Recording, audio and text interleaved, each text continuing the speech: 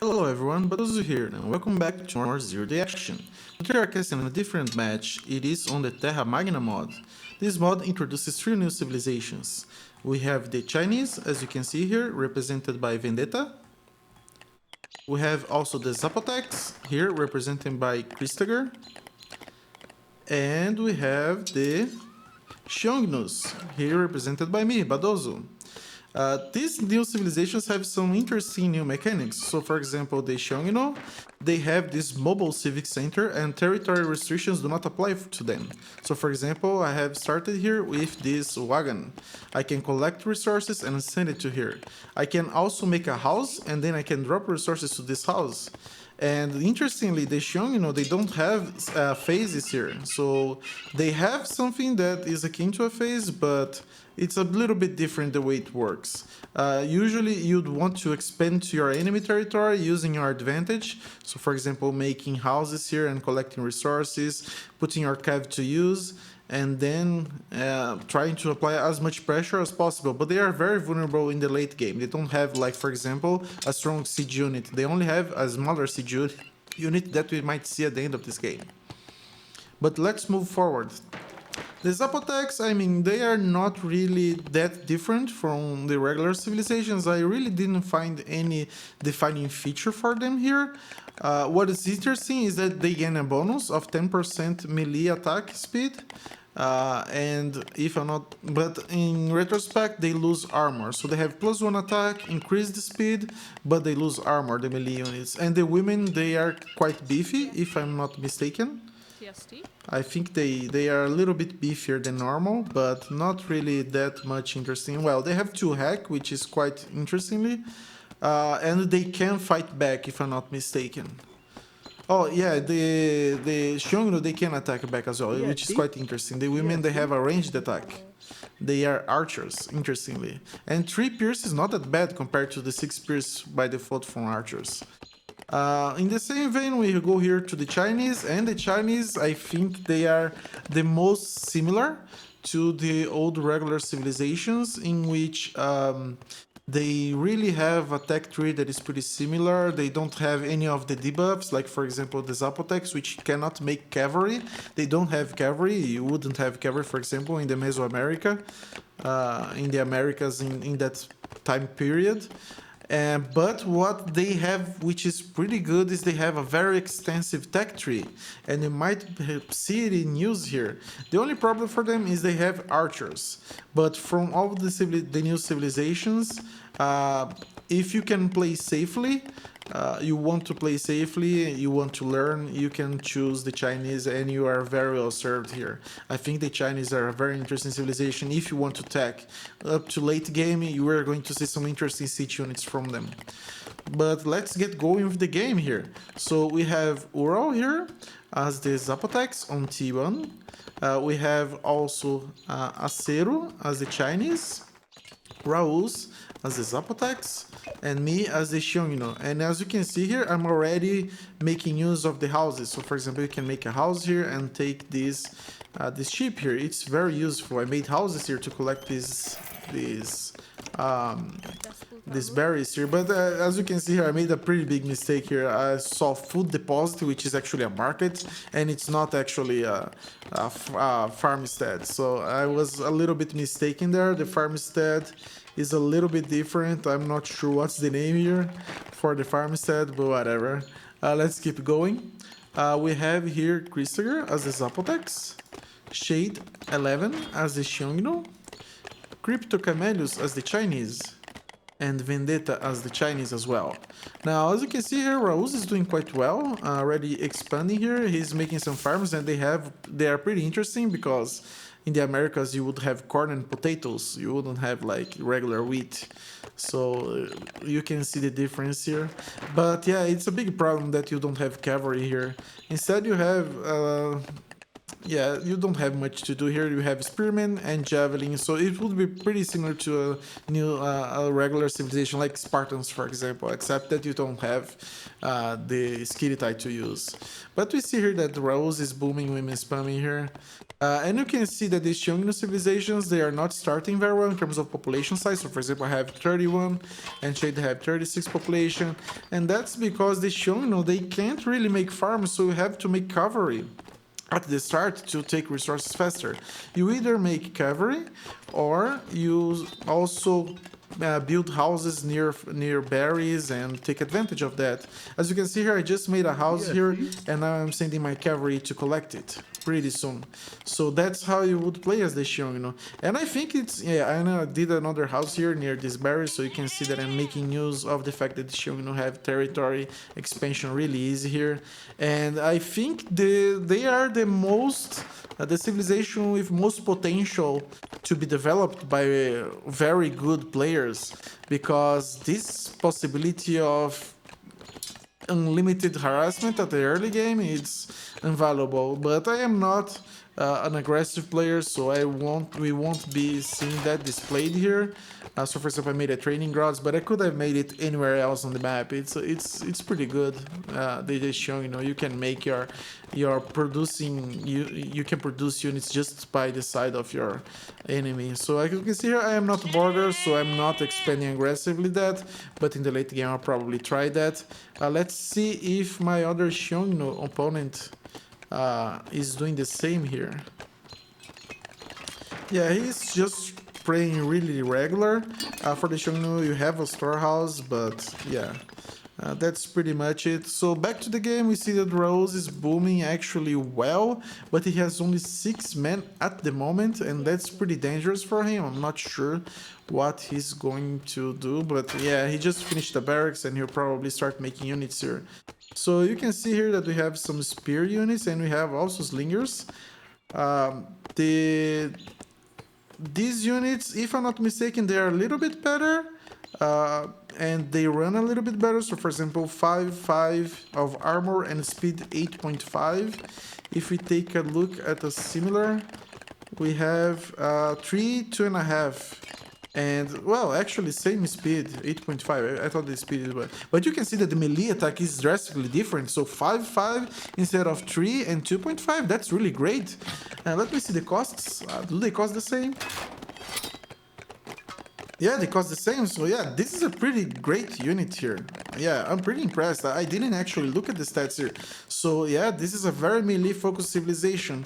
But the meta is mostly ranged, so I'm not sure that would help, but it would be interesting to see a very good player. And Raus is a good player, but I mean, it would be nice to see someone like Valorant on Feldfeld or Borg try this civilization and try to exploit its melee capabilities here.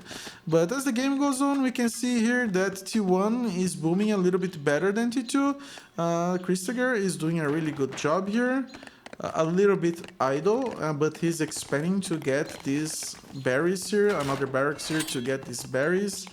I think he had some berries here. Yeah, he has this farmstead here. One small complaint that a few players mentioned is that the buildings there are too similar, so a little bit of differentiation would help here. So for example, as you can see here, the farmstead is not too different from the houses. Even the storehouse itself can be quite difficult to discern, but the houses and the farmstead are most similar. And this is true for the Chinese as well, with the style here, the farmsteads with the houses, especially the storehouse here. The storehouse looks very similar to the houses, so yeah, that's a little bit difficult to discern. So from T1, we see that Rose is doing very well here, but Ural and Acero are keeping up with him. Now 42, we see that Crypto Camillus actually has started booming really well here. At the beginning here, there's not much distinction to see for the Chinese. We see some pretty cool models here for the men with the funny heads. Well, actually, they are female citizens as well, yeah. But yeah, and the only problem is that you make archers here, so I don't really like that a lot. But as you can see, for the late game, it might be compensated for the Chinese. They might be the best late game civilization. And for some reason, I am phase 3 at the moment. I'm not sure what happened here. I'm very noob with this game. But as you can see here, I am... Oh, I didn't actually remember this. I am expanding quite aggressively here to the middle since I am border. So for example, if one of these two players decide to attack me, for example, if Ural decides to attack me, he will be vulnerable to... Oh, Ural is my ally. Forget about that.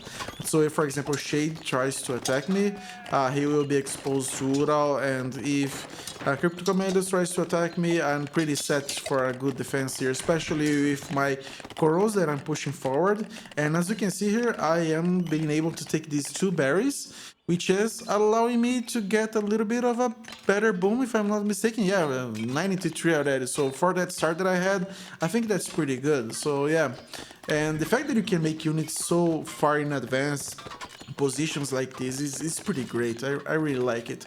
And with the Xiongnu as well, the problem is that you don't have farms. You can't make farms. So you either do this like I'm doing here, yeah, and I didn't know that you need to make storehouses. I thought the houses were able to, you were able to get metal from the houses, but actually you need a storehouse instead. But as I was mentioning, with the Xiongnu, you can't make farms, so you need to make a lot of corals. So you can drop, for example, the food income received from the ship directly on the coral, and the coral already produces ship, so that's pretty convenient. And you can also make cavalry from the corals. So yeah, that's a pretty good synergy here. And this is allowing me to boom back to similar to my other teammates. We see here that Christopher is actually quite ahead at the moment. These berries had made a lot of good for him here. And he's now transitioning to farms. Let's take a look at the tech here. Yeah, Christopher is actually already getting the P1 farm technology, going to phase 2 soon, I assume. And yeah, he's doing pretty well at the moment.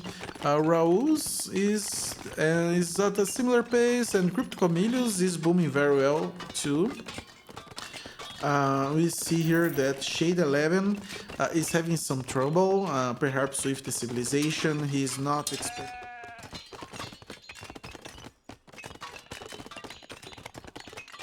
We can see here that he has a very high imbalance from food to wood, and this is giving a lot of trouble to him. He also took a lot of metal and stone prematurely. Now what's interesting is that I'm not sure if you need resources to phase 3. So yeah, taking a lot of this stone and metal is a mistake.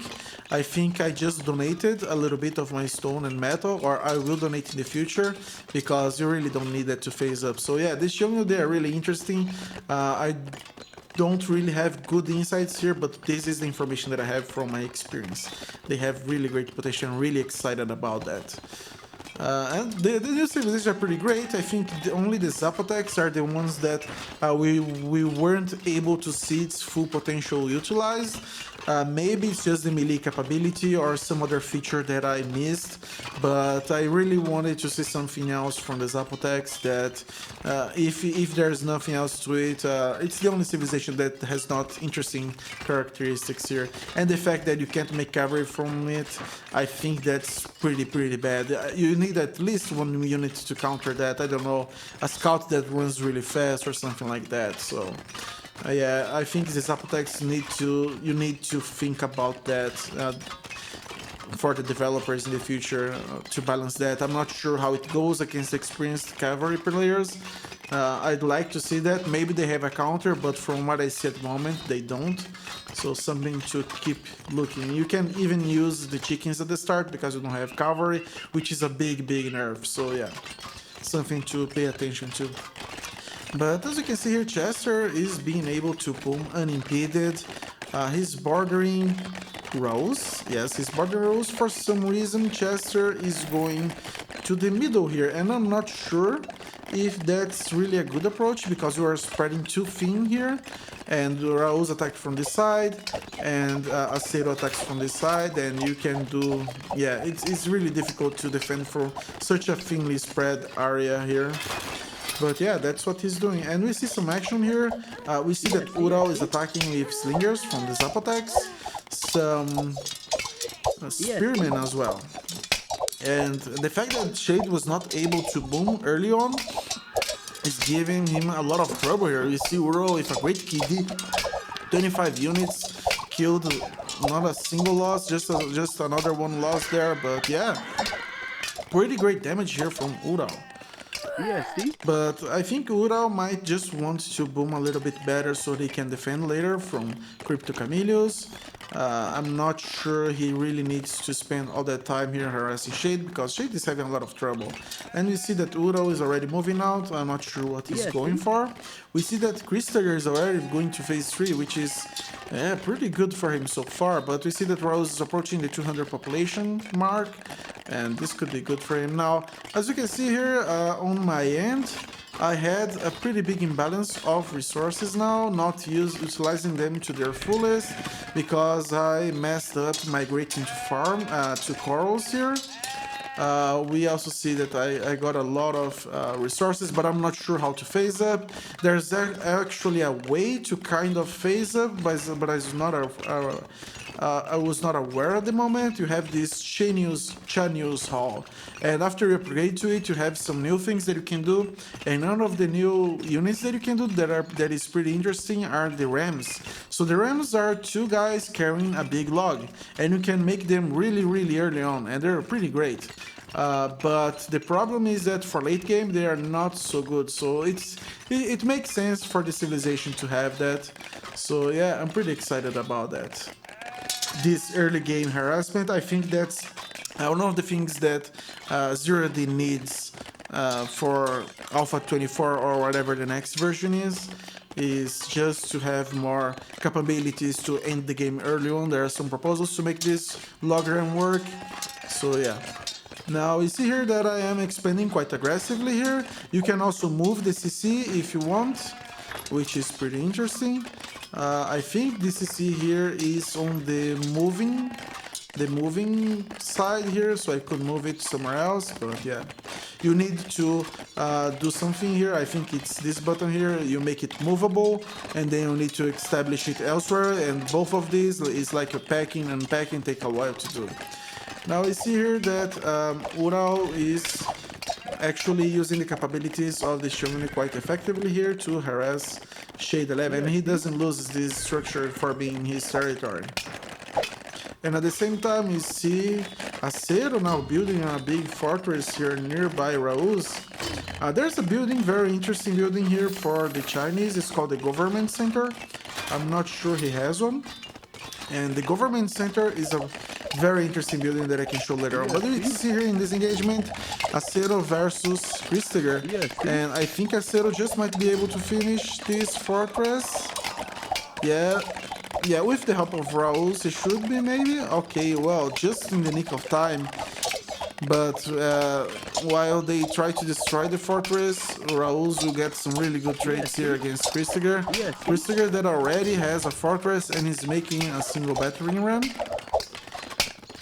Now, this is going well for Rose with a positive KD. For Acero, not so much, lost about 30 units there. And we see that he's being able to keep up making the fortress. But I think Chester should be able to deny it at any moment, especially with Slingers as his resource here. And he will deny this, but this allows Raul to make a fork just on the door of Christagger. And at the same time, I'm expanding quite aggressively here. I am sending my units here to Shade 11. I was not sure how he was doing, and I will probably go to harass Raul Crypto Camellia soon. But yeah, at the moment, we can see here that, well, it seems that Chester will be able to deny this fortress, but just because it's all and not. We can see here that even Spearmen with their additional attack played a big role denying that ram here. So yeah, the Zapotecs can be really good at least to deny rams, because the Spearmen, they can actually be used as a counter to rams. So yeah, that's pretty good. Now we see that Rose might be able to just finish this fortress here. I'm not sure Chester can deny it. Oh, this is not Chester actually, this is Vendetta coming to support Christagger. And yeah, Ciro just finishes the fortress. And one pretty interesting unit that we see here him doing is the siege catapult. And I think this is a very, very strong unit.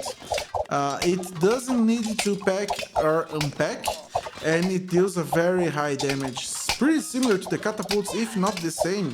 I'm not sure about that. But we can see here it's 100 crush. Not sure what the catapult is, but that's pretty high. So for example, the Rams, they do 150 crush, and they have a delay of 1.5 seconds. And the siege catapults, they have a delay of 5 seconds. So yeah, that's pretty great. I think it's faster than the delay from the regular catapult. So yeah, that's a pretty great unit here, and we can see that he builds quite fast. But we can see here that Rose is almost finishing his fortress, but I'm not sure Christopher can defend. He's already at 150 population. Even with support from Vendetta, and Vendetta is a little bit far away at the moment. I think he has these units here, but they are archers, so they can't really do much. And we can see there's spearmen here. They are really, well, yeah, we can see here the siege catapults, and he's going for walls here to wall off and make the... Then you can see here they are already firing just as soon as they left out, and they can kill this ram pretty fast. So yeah, these siege catapults, they are really great. Yeah, I really think they are going to make a big difference. We can see here Ural sending some units to Christopher. I'm not sure what I am doing, probably nothing much. I just killed 11 units on this game. I sent some harass here. We see that Christopher has already resigned. Yeah, there was not much that Christopher could do here. He was being harassed by 2 players already on late game, and Vendetta couldn't help much as well with that civilization. So yeah, unfortunately this game we couldn't see a lot of the harassment capabilities. I didn't even do a lot on this game, just a few kills here and there. Raouz actually was able to win it, and we saw some action with the spearman with the high melee against Rams. So yeah, that was pretty interesting. Yeah, so let me know what you think about this. I mean, those new civilizations, I think they are pretty interesting. I think I turned a blind eye to the Zapotec melee units. They might really be great, but at the moment I'm not still sold on the Zapotecs. The Chinese, they can be good. I'm not sure they are an overpowered civilization, at least not for the early to mid game, but to the late game.